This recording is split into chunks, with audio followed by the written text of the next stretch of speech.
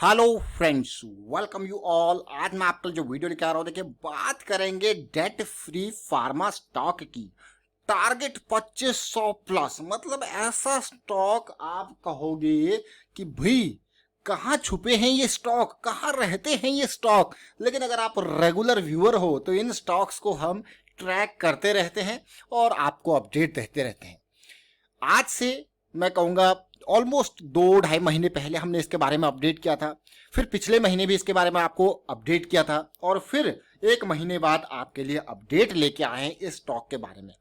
क्योंकि जो जर्नी थी स्टार्ट हो चुकी थी और धीरे धीरे करके उस जर्नी में आपको छोटे छोटे पॉइंट्स मिलते रहेंगे, लेकिन जर्नी बहुत लंबी है तो उस जर्नी को समझना इंपॉर्टेंट है।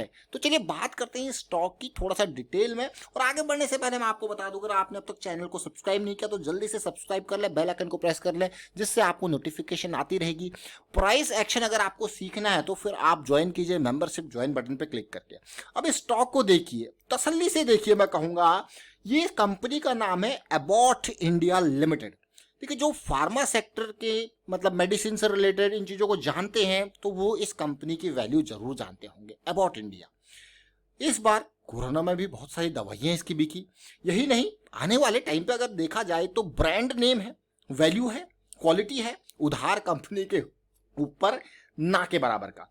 35,000 करोड़ का मार्केट कैपिटलाइजेशन और 153 करोड़ का मात्र उधार, ना के बराबर मैं कहूँगा, डेट फ्री आप कह सकते हो इसको। देखिए अब प्रॉफिट ग्रोथ पिछले 3 साल का एवरेज 20%, सेल्स ग्रोथ भी बढ़िया। इतना बड़ा कंपनी है लेकिन जरा देखिए रेवेन्यू में ग्रोथ अल्टीमेट, प्रॉफिटेबिलिटी में ग्रोथ अल्टीमेट। तो कंपनी भाई ग्रोथ वाली कंपनी है। हर कोई चाहता है कि वो ऐसे स्टॉक को पकड़े लॉन्ग टर्म के हिसाब से जहां पे ग्रोथ दिखती हो, विजिबल हो।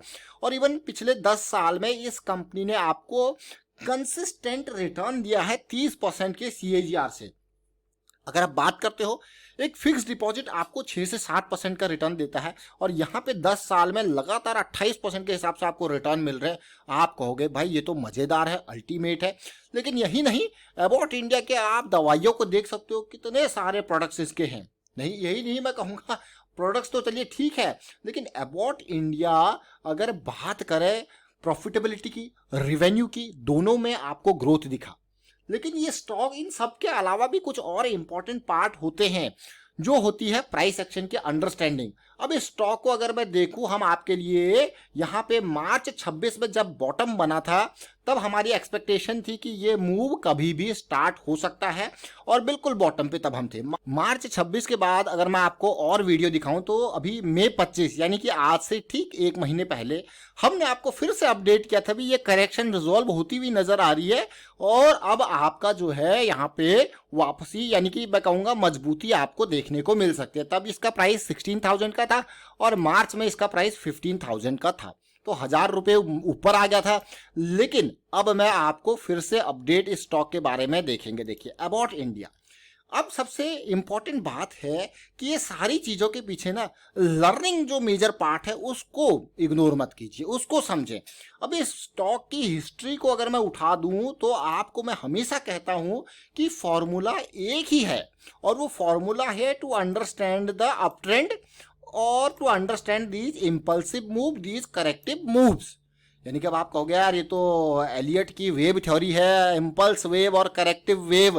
तो आप जरा देखिए, आपको इंपॉर्टेंट है इस करेक्शन को समझना है और इसके रिजोल्यूशन को देखना। जनरली आपने देखा होगा करेक्शन, आप अगर फिबोनाची लेवल्स पे देखते हो तो 38%, 50%, 62% काफ़ी इंपॉर्टेंट लेवल्स होते हैं।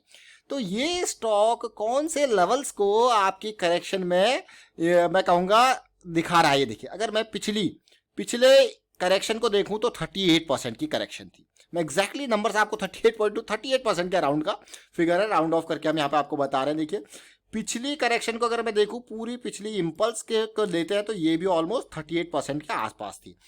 अब रिसेंट करेक्शन को देखते हैं, क्योंकि अगर आप देखो तो स्टॉक ने बहुत ही ज़बरदस्त मूव दिया था और 7,000 के लेवल से 18,000 तक का सफ़र तय किया था। और अगर आप इस करेक्शन को देखो तो ऑलमोस्ट 38% के आसपास की ये करेक्शन थी। इसीलिए ये स्टॉक मार्च से हमारी रडार में आ गया था। अब आप समझ गए होंगे क्यों रडार में आया। तो जो इसके पिछले 3 करेक्शन से मंथली के लेवल पे, क्योंकि बहुत बड़ी तेजी के बाद इसमें गिरावट आई थी।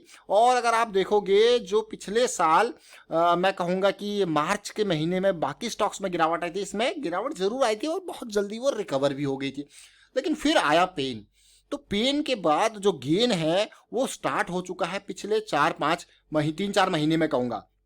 ये वो मार्च का प्राइस लेवल है, फिर अप्रैल का प्राइस लेवल, फिर आप मई का और जून का प्राइस लेवल देख सकते हो। तो अब चलते हैं थोड़ा सा छोटे टाइम फ्रेम पे और अच्छे से अंडरस्टैंड करने की कोशिश करेंगे।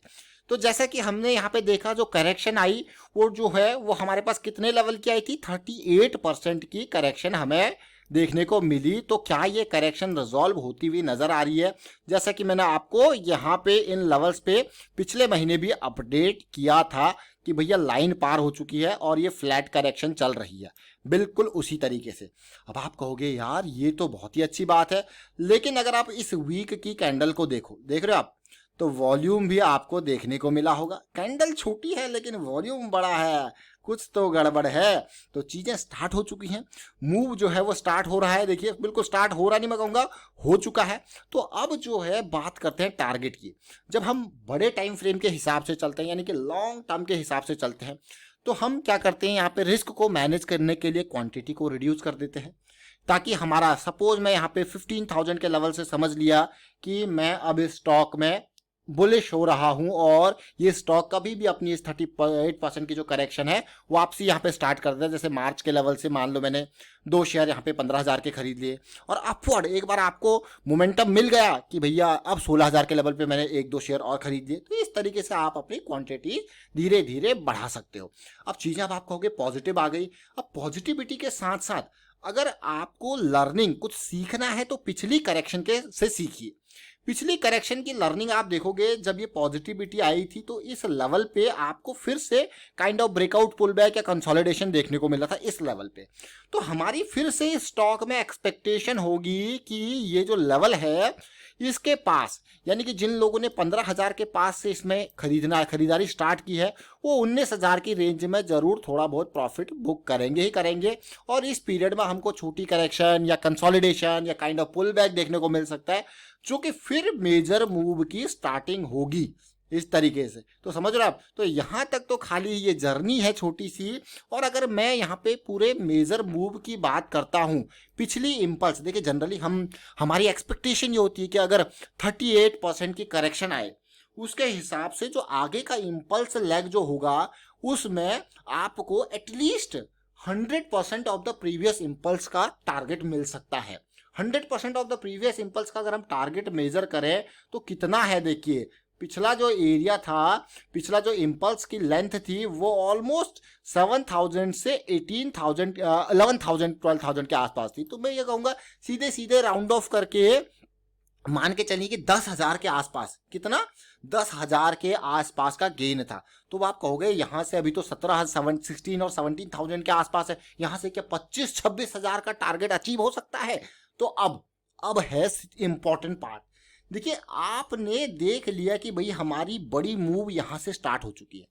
अब इस मूव में आपको बहुत सारी ढेरों अपॉर्चुनिटीज मिलेंगी, ऐसी वाली देखिए जैसे ये अभी मिल रही है, देख रहे हो आप, ऐसी अपॉर्चुनिटीज ढेरों मिलेंगी। तो इनको भी आप यहाँ पे कैप्चर कर सकते हो इजीली समझ के, क्योंकि आपको पता है कि मेजर मूव, अगर मैं इसी को कंपैरिजन करूं तो मेजर मूव आपको यहाँ पे देखने को मिला। तो अपॉर्चुनिटीज देखिए, ये ब्रेकआउट के पुल बैक की अपॉर्चुनिटीज, ये एक और करेक्शन, ये एक और करेक्शन। तो ऐसी छोटी छोटी अपॉर्चुनिटीज आपको देखने को मिलती हैं एक बड़े मूव के अंदर। तो ये मत सोचिए कि आप खाली इस लेग को प्ले कर रहे हो, इस लेग के साथ आप इन छोटी छोटी अपॉर्चुनिटीज को ग्रैब कर सकते हो, क्योंकि आपको अभी डायरेक्शन पता है कि हम भाग रहे हैं। तो भागते टाइम थोड़ा रेस्ट पीरियड जब भी आएगा आप पकड़ सकते हो स्टॉक को। तो समझ रहे हो, about India fundamentally strong share, growth stock, और मैं कहूंगा साथ के साथ डेट फ्री स्टॉक। तो ये तो प्रॉपर्टी होगी फंडामेंटल्स, लेकिन the most important part is the major correction resolve and it started moving, that is the major part. And the risk management, अब जिन लोगों ने 15,000 से स्टार्ट किया होगा उनके इस लेवल का रिस्क यहाँ पे, जिन लोगों ने 16,000 के आसपास का स्टार्ट किया होगा उनका ये थोड़ा सा नीचे 15,700 या 15,600 के आसपास का स्टॉप लॉस। तो इस तरीके से आपके रिस्क स्टॉप लॉसेस ट्रेल होते जाएंगे, अपॉर्चुनिटीज आपको मिलती रहेंगी। और risk management should always be your first priority, क्योंकि जो आपका कीमती पैसा है जो आप लगा रहे हो, इन्वेस्ट कर रहे हो, उसको सेव करना आपकी पहली प्रायोरिटी होनी चाहिए। वीडियो अच्छा लगा शेयर कीजिए, लाइक कीजिए एंड प्राइस एक्शन सीखिए, मेंबरशिप ज्वाइन कीजिए and thank you for watching the video.